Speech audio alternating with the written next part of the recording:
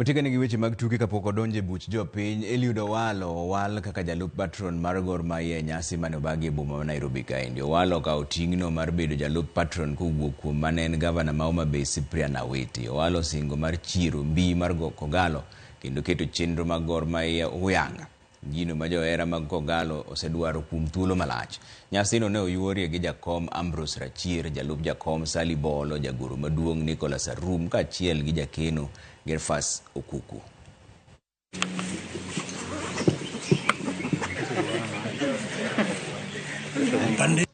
The members have subsequently resolved, after much scrutiny and in the interest of the club, to appoint Honorable Eliud Owalo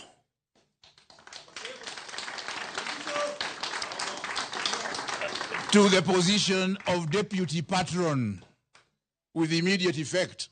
We have no doubt that with his love for our club and as an ardent member, Honorable Owalo will assist the club in its development programs as he has done previously. I accept my appointment as Deputy Patron of Gor Mahia Football Club.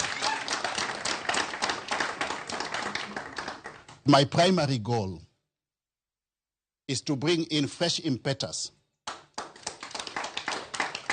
with a view to re-engineering, rejuvenating and revitalizing the operations of Gor Mahia Football Club so that we can position it as the biggest and most successful football club in Africa.